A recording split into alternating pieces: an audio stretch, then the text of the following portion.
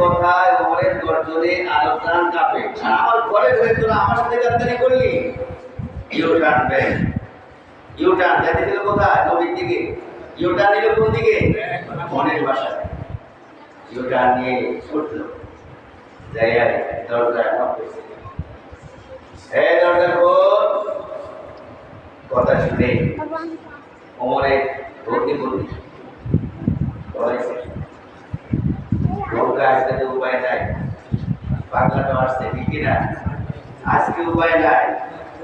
তারপরেও যেখানে আল্লাহ আছে, কোরআন আছে, সেখানে কি কোনো ভয় আছে? এই ওমরের মন তারটা তো আলাদা করে দরজা খুলে দিবে।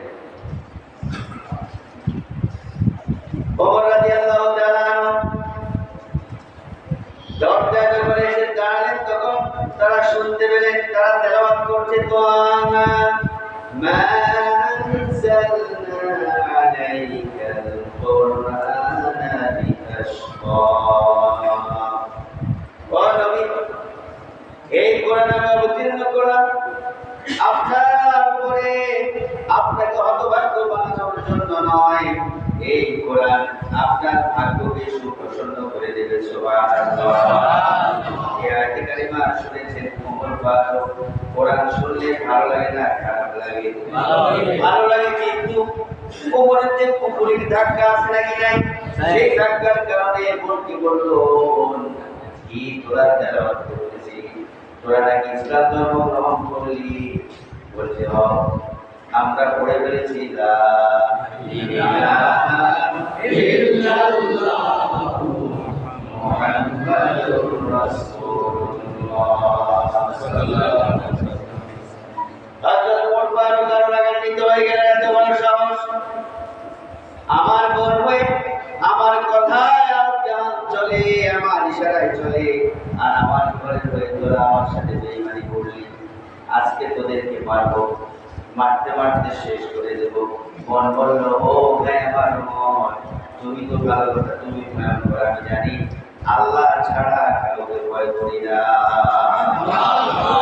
মারতে শুরু করলো, বোনকে মারে। ওমর কষ্ট লাগে, তারপরে রাগের চোটে, কেন ইসলাম ধর্ম গ্রহণ করলি? বাপদাদার ধর্মটাকে তুই কেন ঘৃণা করলি? আজকে তোকে মারতে মারতে মেরে ফেলবো না। বোন বলল, ভাই আমার, ওমর ফারুক, যতই মারো তুমি আমাকে, মারতে মারতে যদি জীবন বের হয়ে যায়, তারপরে আমরা কোরআন ছাড়বো না, আল্লাহ ছাড়বো না, রাসূল ছাড়বো না, ইসলাম ছাড়বো না। সুবহানাল্লাহ। রক্ত বের হচ্ছে। হযরত ওমর ফারুক রাদিয়াল্লাহু তাআলা মনের রক্ত দেখে নিজের রক্ত আর মনের রক্ত কাছাকাছি, ঠিক কিনা? রক্ত দেখে ঠিক মায়া লেগে উঠলো। বলতে এত মারা মারলাম, এত কিছু করলাম, ইসলামের মধ্যে কোন মধু পেলি? কোন মধু পেয়েছিস? আমাকে খুলে বল, কেন তোরা ইসলাম ছাড়বি না? বলছে, ও বোন আমার, মুহাম্মদ সাল্লাল্লাহু আলাইহি সাল্লামকে দেখে ইসলাম গ্রহণ করেছি, পৃথিবীর কারো ভয় আমাদের অন্তঃকরণে নাই। সুবহানাল্লাহ। ওমর কেঁদে ফেললেন, চোখের পানি চলে আসলো মনের অন্তরে, মনের অজান্তে চোখের পানি চলে আসলো। ফেলে দিয়ে এখন বলল, বোন আমার, কি যেন করতেছিলি দরজায় এসে? আমি শুনলাম, আমার খুব ভালো লাগছে। বোন বলছে, ভাই আমার, আপনি মুশরিক আছেন, নাজাত আছেন, আপনি নাজাসা অপবিত্র। যতক্ষণ পর্যন্ত পবিত্র না হবে, ততক্ষণ পর্যন্ত জীবন গেলেও কোরআন দেব না।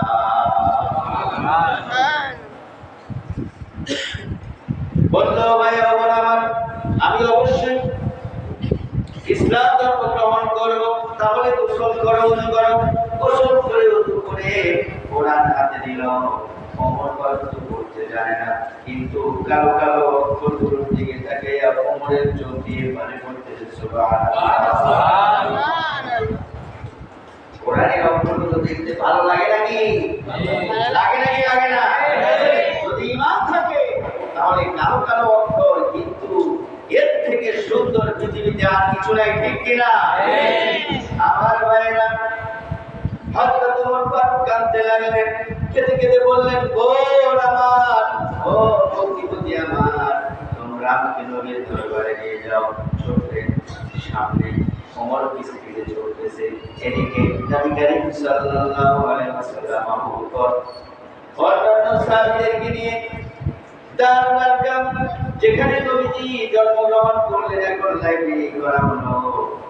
ওই মক্কার বাসী নবীজি তাদেরকে ইসলাম শেখাচ্ছেন, কোরআন শেখাচ্ছেন। সুবহানাল্লাহ। সেখানে হাফসা রাদিয়াল্লাহু তাআলা ছিলেন, কোরআন শেখাচ্ছেন, তাদেরকে কোরআন শেখাচ্ছেন। ওই মুহূর্তে দেখা যায় ওমর আসতেছে, ওমরের বন্ধু আসতেছে, আবু সাঈদ রাদিয়াল্লাহু তাআলা আনহু আসতেছে। সুবহানাল্লাহ। ছুটছেন, দূর থেকে দেখে আবু বকর কাঁদতে লাগলেন, ও রাসূল, ওমর আসতেছে, তার হাতে খোলা তরবারি। ওমরের হাতে খোলা তরবারি থাকলে তো বিপদের সম্ভাবনা বেশি, ঠিক কি না? ওমর বাদল ছুটছেন, আবু বকর কাঁদতেছেন, হামজা রাদিয়াল্লাহু তাআলা দাঁড়িয়ে গেলেন। আমার জীবন থাকতে আমার বাতিজার উপরে কেউ আক্রমণ করতে পারবে না। নবীজি বলেন, হামজা চাচা আপনি বসেন, আমি এই ওমর ফারুকের জন্য দোয়া করেছি, আমার মনে হয় আল্লাহ তাআলা আমার দোয়া কবুল করেছে। আসতে দাও। তারপরে হামজা রাদিয়াল্লাহু তাআলা তিনি বসতেছেন না, তিনি মনে হয় যেন ওমরকে খেয়ে ফেললেন, এমন ভাবে এসেছে। অনেক কষ্টে নবীজি তাকে বসালেন। কাছে এসে হযরত ওমর ফারুক যেই তরবারি বিশ্বনবী হযরত মুহাম্মদ সাল্লাল্লাহু আলাইহি সাল্লামকে হত্যা করার জন্য তরবারি আনলো, সেই তরবারি নবীর কদমে রেখে দিয়ে বলল, ও নবী, আমি অন্যায় করেছি, অনেক অন্যায় করলাম, আমাকে মাফ করে দেন, আমাকে পড়াইয়া দেন। লা ইলাহা ইল্লাল্লাহ মুহাম্মাদুর রাসূলুল্লাহ সাল্লাল্লাহু আলাইহি ওয়াসাল্লাম। এই কথা বললেন, তারা কেমন বলতেছে, সাহাবীরা বললেন, মনে হয় আমাদের মধ্যে নতুন ঈদ শুরু হয়ে গেল। এবং সবাই বলল, এই যে ওমর ফারুক রাদিয়াল্লাহু তাআলা যখন ইসলাম ধর্ম গ্রহণ করেছেন, আমাদের জন্য ইসলামের জন্য বিজয় শুরু হয়ে গেল।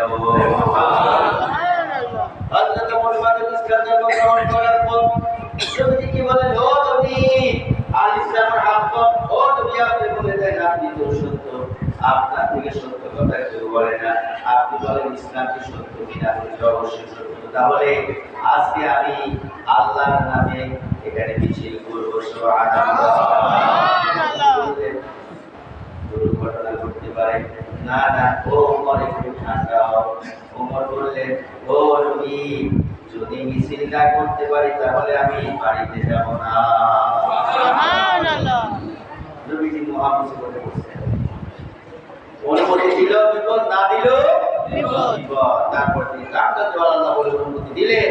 11 জন হলো 3 সারি হয়ে সেদিন তারা সে দারুল আরকাম থেকে বাইতুল্লাহ পর্যন্ত আল্লাহু আকবার, আল্লাহু আকবার, আল্লাহু আকবার, আল্লাহু আকবার, আল্লাহু আকবার বলে তাকবীর দিতে সেখানে গেলেন। আর চারদিকে সবাই ছুটে আসলো, আবু জেহেল ছুটে আসলো। সেদিন আবু জেহেল, আবু লাহাব, উতবা, সাইবা তারা ছুটে আসলো। কার এত বড় সাহস আমাদের বাপ-দাদার ধর্মের বিরুদ্ধে কথা বলে, আল্লাহু আকবার বলে তারা প্রস্তুতি নিয়ে আসলো। কিন্তু এসে দেখে সর্বনাশ, ছোট্ট একটা মিছিল, কিন্তু সামনে তো আজরাইল মার্কা, ওমর ফারুক। ঠিক ঠিক, আজরাইল মার্কা, আজরাইলের মতো ভয় করলো ওমরকে তারা। আবু জেহেল এসে এক নজর দেখে ইউটার, বলেন কি ইউটার, পিছনে ব্যাক, কোনো কথা নাই, ছুটছে সেখানে, চলে যাচ্ছে, তার কোনো কথা নেই, কোনো সে নাই। কবুল করছেন কে? আল্লাহ। কবুল করছেন কে? আল্লাহ। সেই ওমর ফারুক রাদিয়াল্লাহু তাআলা আনহু ইসলামের পূর্বে খারাপ ছিলেন, ইসলামে আসার পর নবীজি বলেছেন, আমার পরে যদি কেউ নবী হতো তাহলে অবশ্যই ওমর নবী হয়ে যেত। সুবহানাল্লাহ বলে। সুতরাং যারা খারাপ হয়েছে, খারাপ আছে, তারা যদি তওবা করে আল্লাহ তাআলা তাদেরকে মাফ করবে নাকি করবে না? করবে। আজকে রাত সেই সুবর্ণ সুযোগ, ঠিক কি না? আজকে রাতে কুমু লাইলাহা ওয়া সুমু নাহারাহা, কাটাতে পারে, কিয়ামুল লাইল করতে পারে, নামাজের মধ্যে কাটাতে পারে এবং দিনে সিয়াম পালন করতে পারে, তাহলে মাফ করবেন কে? আল্লাহ। মাসুম বেগুনাহ বানাবেন কে? আল্লাহ তাআলা মাসুম বেগুনাহ বানায়া দিবেন। এই জন্য শুধু ওয়াজ শুনে ঘুমালে হবে না, আজকে নিয়ত করতে হবে সবার যে আমরা সারা রাত ইবাদত করব। এখন শুধু আজকে রাত করলে হবে? বলে আজকে যারা যারা করবেন এর ধারাবাহিকতা অন্যান্য রাতেও রাখতে হবে। পুরা রাত না হলেও কিছু রাত হলেও নফল নামাজ পড়ার সংকল্প রাখতে হবে। কবুল করবেন কে? আল্লাহ। কবুল করবেন কে? আল্লাহ। এই জন্য আমরা আজকে মাসুম বেগুনাহ হব, ইবাদত করব এবং মাহে রমজান আসা পর্যন্ত চালু রাখার চেষ্টা করব এবং সে আলোকে আমরা কি করব? রুটিন, রমজানের রুটিনটা তৈরি করার চেষ্টা করব। রাজি আছেন তো সবাই? ইনশাআল্লাহ। মা বাবারা কয়েক শ্রেণী, বিশেষ করে 4 শ্রেণী, স্পষ্ট হাদিসের ভাষ্য। 1 নম্বর হলো সেই যারা করেছে, 2 নম্বর হলো যারা মাশায়েখ হিংসা বিদ্বেষ করে, যারা মদদি এবং যারা পরের হক নষ্ট করছে। এই 4 শ্রেণীর মানুষ মা পাবে না, তবে একটা শর্ত, সেটা হলো তাওবাতুন নাসুহা। যদি করতে পারে, কাঁদতে পারে এই অনুভূতি নিয়ে যে আল্লাহ জীবন চলে গেলেও আর কোনো শিরক করব না, জীবন চলে গেলেও আর কোনো হিংসা বিদ্বেষ করব না, জীবন চলে গেলেও কোনো মদ পান করব না, জীবন চলে গেলেও আর কোনো কারো হক নষ্ট করব না। এইভাবে করে জীবন চলে গেলেও কোন রকম বড় গুনাহে কাবিরা করব না। যারা এই ওয়াদা করতে পারবে তাদেরকে আল্লাহ তাআলা মাফ করবে, ঠিক কি না? এরা এই জন্য আজকে শিরকের গুনাহ আল্লাহ তাআলা বলছেন ইন্নাল্লাহ লা ইয়াগফিরু আন ইউশরাকা বিহি ওয়া ইয়াগফিরু মা দুনা যালিকা লিমান ইয়াশা। আল্লাহ রাব্বুল আলামিন কোরআনুল কারীমে বলেন, বান্দারে আমার, আমি রব্বুল আলামিন তোমার জীবনের সব গুনাহ মাফ করতে পারি, কিন্তু শিরকের গুনাহ মাফ করব না। তবে তাওবা যদি করি, আল্লাহর দরবারে যদি চোখের পানি ছেড়ে দেই, আল্লাহ রব্বুল আলামিন মাফ করে দেবে। সুবহানাল্লাহ। রব্বুল আলামিন নিচের আকাশে চলে আসেন, কোথায় আসেন বলেন? এই দুনিয়ার আকাশে চলে এসে বলতেছেন, আলা আমি মুস্তাগফিরিন ফাগফিরলা। আজকে গুনাহ ছেড়ে দিন, সুযোগ আছে। যারাই পাপ করেছো ছেড়ে দিন, বুঝে না বুঝে শিরকি বেদাতি ইচ্ছা অনিচ্ছা যত রকম পাপ তুমি করেছো বান্দা, আজকে মাফ চাও, আমি রব্বুল আলামিন তোমাকে মাফ করে দেব। সুবহানাল্লাহ।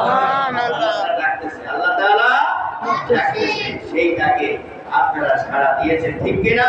ঠিক। আর কিছু লোক সাড়া দিতে পারে না, সারেগামা মাদারিসা করতে করতে সারা রাত চলে যাবে, সেই গজব তাদের উপর পড়তেই থাকে। নাউযুবিল্লাহ বলে। হিংসা বিদ্বেষ, যারা হিংসা বিদ্বেষ করতেছে, ভাই ভাই হিংসা, ভাই বোনে হিংসা, মানুষে মানুষে হিংসা, আল্লাহ রাব্বুল আলামিন তাদেরকে বলেন উদ্রুকু হাযাইনি হাত্তা ইয়াফিয়া ফায়ুগফার লিকুল্লি আবদিন মুমিন। আল্লাহ রাব্বুল আলামিন আজকে রাত সব মুমিনকে মাফ করবে, কিন্তু ওই মুমিনকে মাফ করবে না যারা হিংসা করে। নাউযুবিল্লাহ। আল্লাহ রাব্বুল আলামিন ফেরেশতাদেরকে বলবেন উদ্রুকু, এদেরকে ছেড়ে দাও, এদেরকে মাফ করো না, এদেরকে মাফ করো না, যাইনি হাত্তা ইয়াফিয়া, যতক্ষণ পর্যন্ত তারা হিংসা থেকে ফিরে না আসে ততক্ষণ পর্যন্ত তাদেরকে মাফ করো না। নাউযুবিল্লাহ। নাউযুবিল্লাহ। হিংসা রাখা যাবে না। কেউ কি হিংসা রাখছে? না। যদি এখনো রাখেন, এখনো মনে মনে মাফ করে দেন। ভাইয়ের উপর হিংসা আছে, মাফ করে দেন। বোনের উপর হিংসা আছে, মাফ করে দেন। বাবা মায়ের উপর হিংসা আছে, মাফ করে দেন। কর্মচারীর উপর হিংসা আছে, মাফ করে দেন। বসের উপর হিংসা আছে, মাফ করে দেন। বিদ্বেষ আছে, মাফ করে দেন। যদি মাফ করতে না পারে, আল্লাহ তাআলার স্পষ্ট ঘোষণা, আল্লাহ তাআলা আপনাকেও মাফ করবে না। মাফ করবে না। এই জন্য কি করতে হবে বলেন? আমি মাফ করে দেব। এখনই মনে মনে বলেন, আমি সবাইকে মাফ করে দিলাম।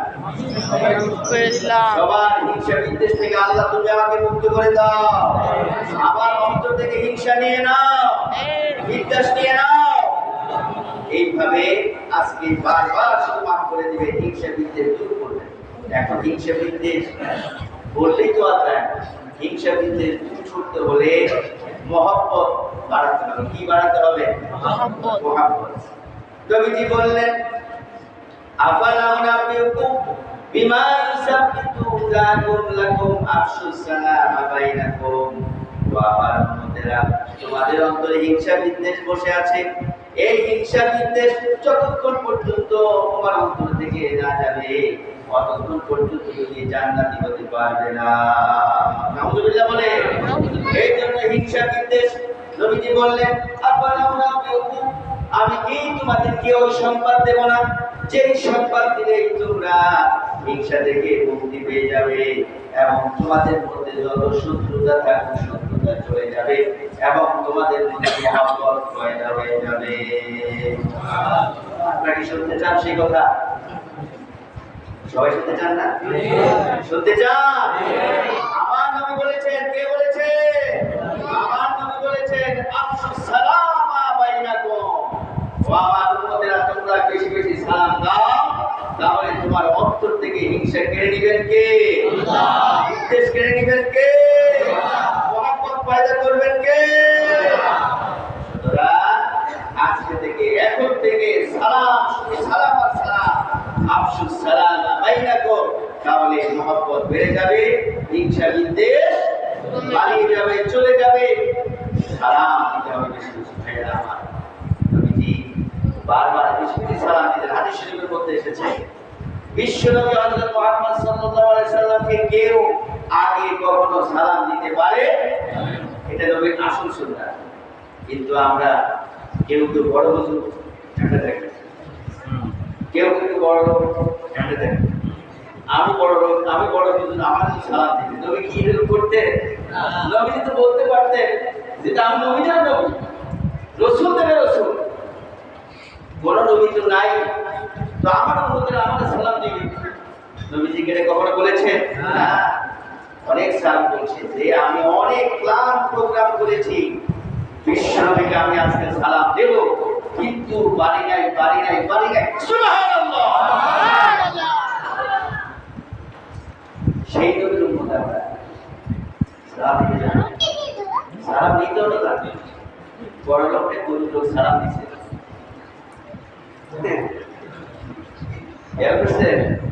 সালাম দিলে কত সুন্দর করে গরিব মানুষ,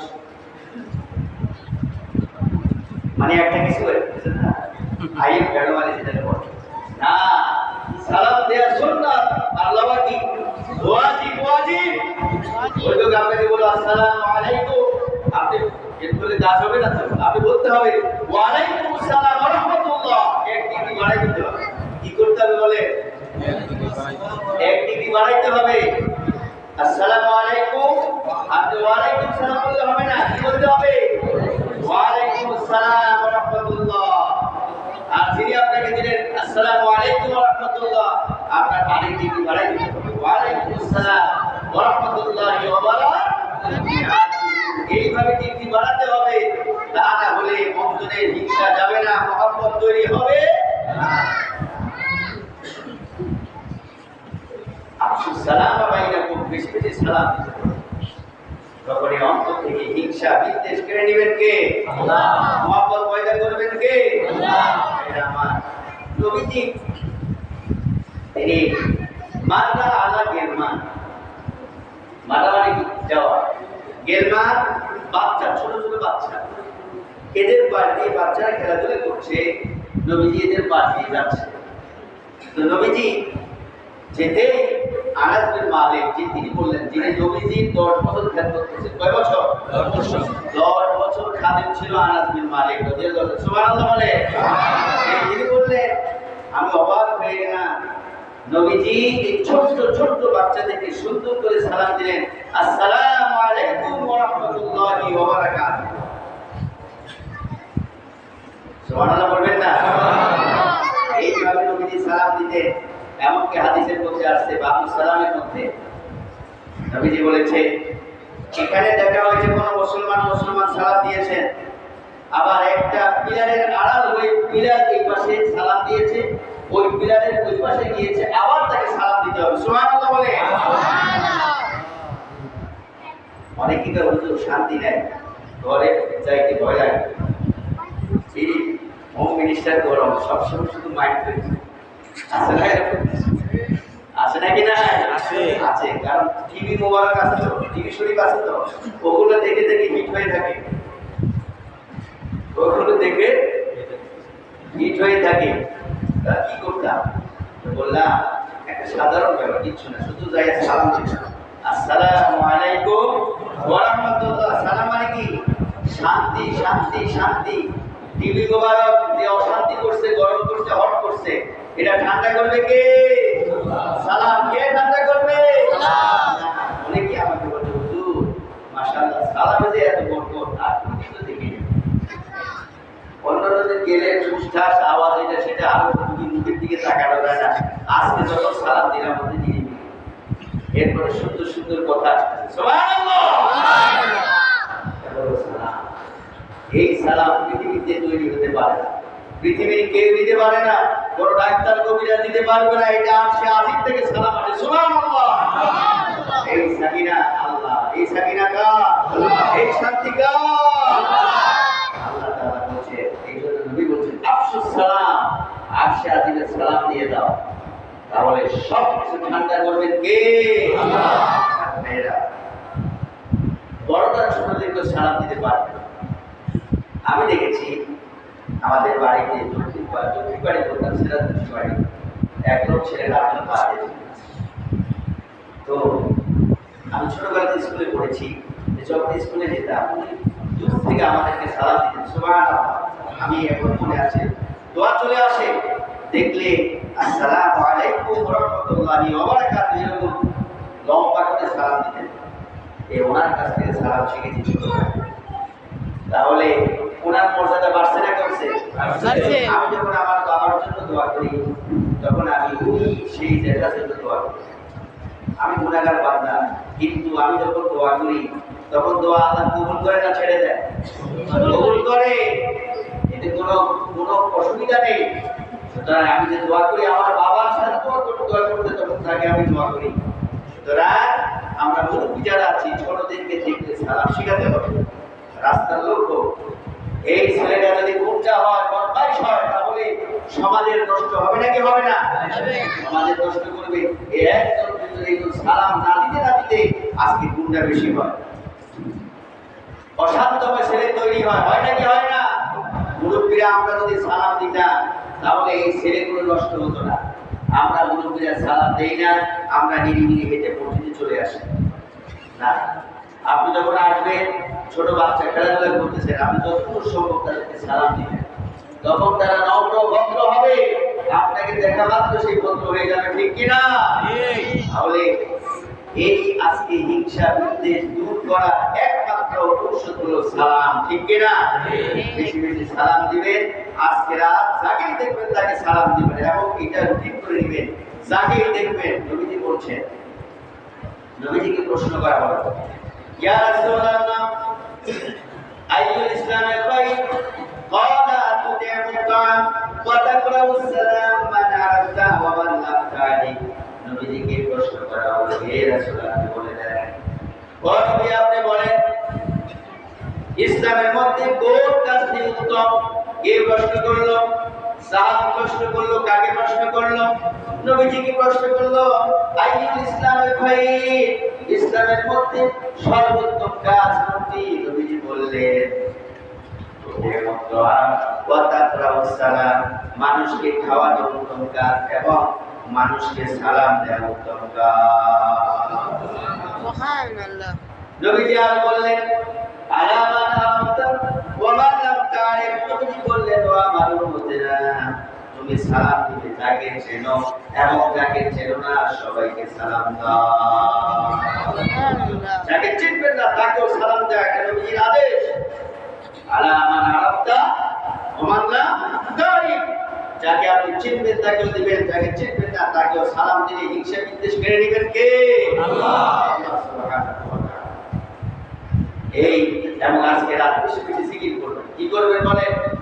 আজকে রাত বেশি বেশি যত বেশি জিকির করবেন তত বেশি আল্লাহ রহমত নাজিল করবেন সমাজে। ঠিক কিনা? ঠিক কিনা? এইজন্য ভাই আমার, আমরা যারা এখনো এলোমেলো ভাবে ঘুরছে, পারলে তাদেরকে একটু বলবেন যে ভাই রে, এলোমেলো তো জীবনে অনেক কিছু করছিস, জীবনে তো কত কিছু করলি, আজকে আল্লাহ তাআলা চলে আসছেন আকাশে, এসে বলতেছেন আলা বিল মুস্তাগফিরিন ফাগফিরলা, আলা মুস্তাগফিরিন ফারজুকা, আলা মুবতালিন ফাওয়াফিয়া, আলা কাযা হাত্তা ইয়াতুল ফাজর। আল্লাহ রাব্বুল আলামিন গুনাহগার থেকে বলেন, গুনাহ করেছো যত, পাপ করেছো যত, মাফ করে দেব। শুধু তাই বলে না, আলা মুস্তাগফিরিন ফারজুকা। আল্লাহ তাআলা বলেন, কে রিজিক চাও, সম্মান চাও, ইজ্জত চাও, ধন চাও, দৌলত চাও, টাকা পয়সা চাও, যা চাও, আজকে রাত চাও, আমি রব্বুল আলামিন তোমাদেরকে সব বাড়ায়া দেব।